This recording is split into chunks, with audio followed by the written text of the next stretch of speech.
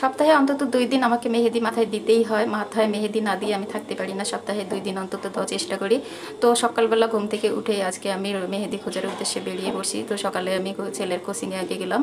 তো কোচিংয়ে গিয়ে ছেলেকে বলতাম, বাবা তুমি বাসায় চলে যাও, ওকে বাসায় দিতে হবে, যেহেতু ও একা থাকবে, ওর বোনও কোচিংয়ে চলে গেছে। তো ওকে কোচিং থেকে নিয়ে আমি বাসায় চলে আসছি। চলে এসে তারপরে আমি বেরিয়ে পড়ছি মেহেদি খোঁজার উদ্দেশ্যে। আসলে এখন এত কঠিন মেহেদি পাওয়া যায় না, যেহেতু রমজান মাস শাকসবজি কম নিয়ে আসে, শাকসবজি যারা নিয়ে আসে তারাই অন্ততপক্ষে মেহেদিটা নিয়ে আসে। তো যেহেতু রমজান মাস শাকসবজি মানুষ কম খায়, তো বিক্রিও কম হয়, এই জন্য আমি মেহেদি পাচ্ছিলাম না।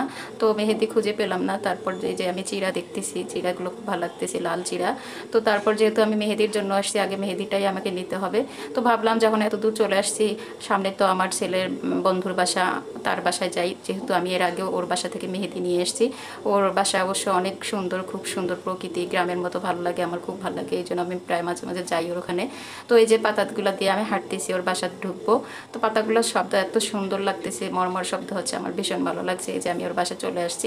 এখন আমি বাসা থেকে ওকে নিয়ে, আমার ছেলের বন্ধুর মাকে বাসা থেকে নিয়ে আমি চলে আসলাম ওদের মেহেদির কাছে। এই যে সেই মেহেদি, যে মেহেদি খুঁজতে খুঁজতে আজকে আমি রোজা নিয়ে অনেক ক্লান্ত হয়ে পড়ছি।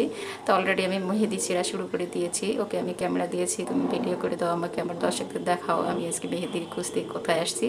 তো মেহেদি ছেঁড়ার পর আমি ওদের, যেহেতু এলাকায় কি সুন্দর কচু শাক, অনেক শাক সবজি চাষ করে, তো আমার কচু শাক দেখে আর ভালো ঠিক দেখতে পারলাম না। তো অলরেডি আমি কচু শাক ছেঁড়া শুরু করে দিয়েছি।